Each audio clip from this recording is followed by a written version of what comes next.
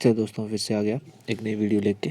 ठीक है, इस वीडियो में हम पढ़ेंगे ह्यूमन ब्लड के बारे में। ठीक है, ह्यूमन ब्लड के बारे में जो भी क्वेश्चन आ चुके हैं पेपर में या आएंगे, ठीक है, वो भी मैंने लास्ट में उसका MCQ बनाए हुए हैं। वो भी हम करेंगे, देखेंगे पढ़ने के बाद कि आप वो क्वेश्चन कर पाओगे या नहीं। मुझे लगता है अगर ये आपने ध्यान से वीडियो देखी पूरी, तो वो MCQ आप बड़ी आसानी से कर लेंगे। ठीक है, ह्यूमन ब्लड होता क्या है? ठीक है, एक फ्लूइड है जो एनिमल या ह्यूमंस की बॉडी के अंदर फ्लो करता है।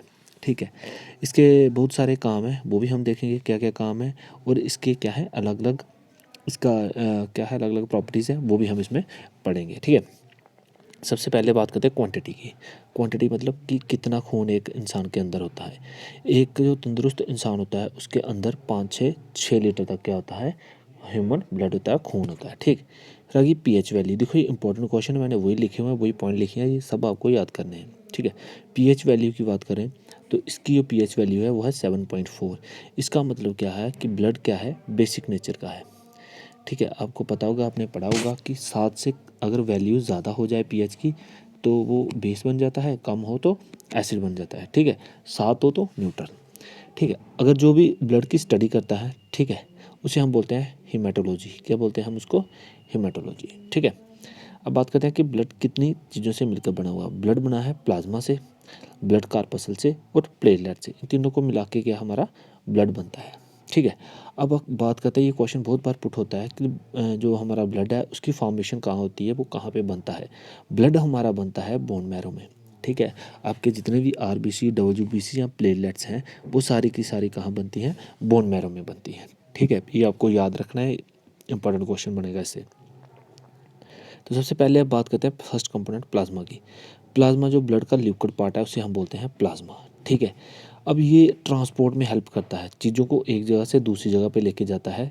जैसे हमारा डाइजेस्टिव फूड होता है, जो हम खाना खाते हैं, जब वो डाइजेस्ट हो जाता है, ठीक है, उस चीज़ को डाइजेशन के बाद जो हमारा खाना होता है, जो भी चीज़ें उसमें से हमें मिलती हैं, कार्बोहाइड्रेट, फैट, विटामिन्स, मिनरल्स जो भी हैं, वो प्लाज्मा क्या करती है, बॉडी के एक पार्ट से दूसरे पार्ट में फ्लो करवाती है। हमारी बॉडी के अंदर जो ऑर्गन्स हैं जो हार्मोन प्रोड्यूस करते हैं, वो हार्मोन भी कौन लेके आगे ट्रांसफ़र करती है?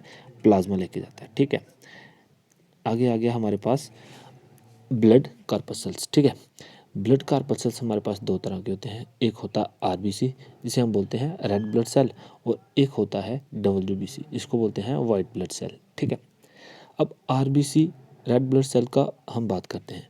सबसे पहले आपको याद रखना है कि सेल के अंदर आपने पढ़ा होगा कि न्यूक्लियस होता है, लेकिन RBC के अंदर न्यूक्लियस नहीं होता। अब ये पूछ लेते हैं कई बार कि RBC के अंदर न्यूक्लियस क्यों नहीं होता? क्योंकि RBC का काम होता है ऑक्सीजन को ट्रांसपोर्ट करना। ठीक है, तो और अगर न्यूक्लियस सेल के अंदर नहीं होगा तो उसमें ज़्यादा स्पेस होगी, वो ज़्यादा ऑक्सीजन क्या कर सकता है, ट्रांसपोर्ट कर सकता है। इसके लिए इसलिए इसके अंदर न्यूक्लियस जो है प्रेजेंट नहीं है।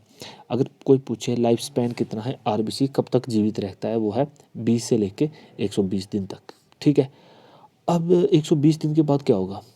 120 दिन के बाद ये RBC ख़त्म होगा, डिस्ट्रॉय होगा। अब ये डिस्ट्रॉय होगा सेप्लिन में। क्या किसमें डिस्ट्रॉय होगा? सेप्लिन में। ये भी आपको याद रखना है। इसे हम बोलते हैं ग्रेव ऑफ RBC। ग्रेव क्या होती है? जहाँ चीज़ों को दफनाया जाता है। तो मतलब RBC कहाँ डिस्ट्रॉय हो रहा है? स्प्लीन में। तो स्प्लीन क्या होगी? ग्रेव होगी किसकी? RBC की। ठीक है, अब रेड ब्लड सेल होते हैं रेड कलर के। रेड कलर के क्यों होते हैं? क्योंकि इसमें क्या होता है, हीमोग्लोबिन। ठीक है, हीमोग्लोबिन एक प्रोटीन होती है ब्लड में, जिसकी वजह से खून का रंग जो है, ब्लड का रंग क्या होता है, लाल होता है। ठीक, हीमोग्लोबिन में क्या होती है? आयरन होती है। ये आपको याद रखना है, बहुत बार पूछते हैं कि हीमोग्लोबिन में क्या होता है। उसके बाद आ गया, ये काम क्या करता है, ये ट्रांसपोर्ट करता है ऑक्सीजन। ठीक है, लंग्स से लेकर पूरी बॉडी तक जो ऑक्सीजन ट्रांसफ़र करती है वो कौन लेके जाता है? RBC लेके जाता है। ठीक है, उसके बाद हमारा आ गया वाइट ब्लड सेल। ठीक है, WBC। ये भी बोन मैरो में फॉर्म होते हैं। ठीक है, और इसका जो लाइफ स्पैन है वो कम है। ठीक है, लाइफ स्पैन क्या है इसका? कम है एज़ कम्पेयर टू RBC। ये 5 से लेके 20 दिन तक रहता है, उसके बाद ये डिस्ट्रॉय हो जाता है। डिस्ट्रॉय ये भी कहाँ पे होता है? स्प्लीन में जाके होता है। अब इसका फंक्शन क्या है? पूछ लें कि WBC क्या करता है? WBC प्रोटेक्ट करता है हमारी बॉडी को डिजीज़ के अगेंस्ट। जो भी बीमारियां वगैरह हमें लगती हैं उनसे कौन बचाता है? हमारी इम्यूनिटी कौन बनाता है? WBC। ठीक, उसके बाद आ गया ब्लड प्लेटलेट्स। ठीक है, अब ये भी बोन मैरो में फॉर्म होती हैं और ख़त्म कहाँ होती हैं, स्प्लीन में होती हैं। इनका जो लाइफ स्पैन होता है वो होता है 3 से लेके 5 दिन तक। अब ये हेल्प किस में करती हैं, ब्लड क्लॉटिंग में। देखो जब आपको कहीं पर भी लग जाए उसके बाद खून क्या होता है, जमना शुरू हो जाता है। वो क्यों जमता है, इस ब्लड प्लेटलेट्स की वजह से होता है, ठीक है। अगर आपकी ब्लड प्लेटलेट्स ना हो उसमें तो आपका खून निकलता जाएगा, एक ऐसा टाइम आएगा सारे का सारा खून क्या हो जाएगा, बाहर निकल जाएगा और आपकी क्या हो जाएगी, डेथ हो जाएगी, ठीक है। आगे बात करते हैं ब्लड ग्रुप की। आपने सुना होगा कि ब्लड के 4 ग्रुप हैं जिसमें से डिवाइड किया है। अब इसको डिस्कवर किया था लैंडस्टेनर ने। किसने डिस्कवर किया था, लैंडस्टेनर ने। कब किया था, 1900 में किया था। ब्लड ग्रुप हैं 4, A blood group, B blood group, C A B और ओ ब्लड ग्रुप, ठीक है। ये 4 ब्लड ग्रुप आपको क्या करने हैं, याद रखने हैं, ठीक है। फिर उसके बाद आ गया आपके पास, कई बार क्वेश्चन पूछ लेते हैं कि यूनिवर्सल डोनर कौन सा ब्लड ग्रुप है, वो है ओ, क्योंकि इसके पास कोई भी एंटीजन नहीं होता इसके ऊपर, ठीक है, इसलिए ये क्या होता है, न्यूट्रल होता है। अब यूनिवर्सल रिसेप्टेंट मतलब जिसको हर एक ब्लड हम चढ़ा सकते हैं, तो वो कौन सा हो गया, वो है हमारे पास ए बी, ठीक है। डोनर कौन सा है, यूनिवर्सल ओ, यूनिवर्सल रेसिपेंट कौन सा है, वो है ए बी, ठीक है। अब एक और चीज़ है जहाँ पे एक हिपेरियन प्रोटीन का नाम आपने याद रखना है, इसे बोलते हैं एंटीकाउलेंट।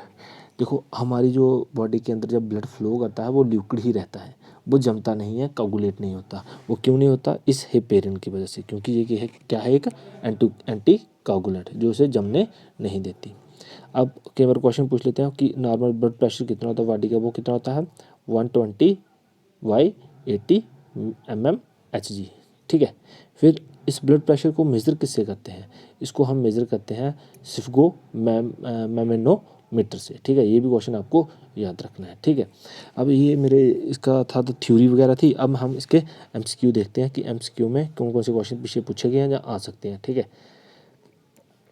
चलिए पहला क्वेश्चन क्या दिखा है, blood fail to clot while flowing in the blood vessels because heparin की वजह से, थ्रोम्बियम की वजह से, हेमोग्लोबिन की वजह से या हीरोदिन की वजह से।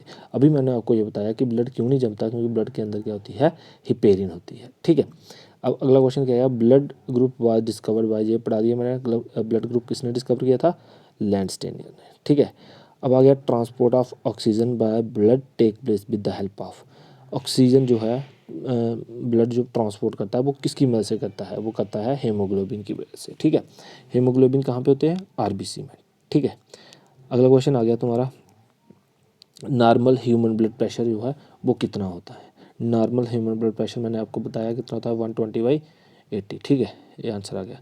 अगला क्वेश्चन आ गया, in which organ RBC are selectively destroy, इसमें से कौन से आर्गन में आरबीसी डिस्ट्रॉय होते हैं जी, आप मुझे कमेंट करके आंसर बताओ, ये भी आपने पढ़ा हुआ है इसमें, ठीक है। फिर अगला क्वेश्चन आ गया, what are the main function of blood, transport करता है, बिल्कुल ट्रांसपोर्ट करता है, चीज़ों को एक जगह से दूसरी जगह लेके जाता है, प्रोटेक्ट करता है, बिल्कुल। डब्ल्यूबीसी आपको क्या करता है, प्रोटेक्ट करता है। रेगुलेशन, रेगुलेशन का मतलब होता है बॉडी का टेम्परेचर जो है मेंटेन करके रखता है, बिल्कुल। ये तीनों के तीनों ऑप्शन सही है। फिर आ गया अगला क्वेश्चन आ गया, लाइफ स्पैन ऑफ आरबीसी, तो मैंने बताया था कितना 20 से लेके 120 दिन, तो अगर कोई एक्यूरेट फिगर में पूछे तो आप क्या लिखोगे, 120 दिन, ठीक है।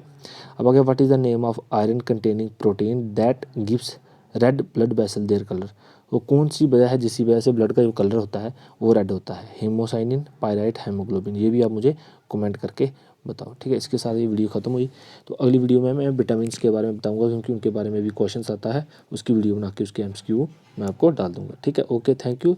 देखो ये वीडियो शेयर करो और चैनल को सब्सक्राइब कर लो, ताकि मैं इससे मुझे थोड़ा सा मोटिवेशन मिलती है कि मैं और वीडियो आपके लिए बनाऊँ, ठीक है। Okay, thank you.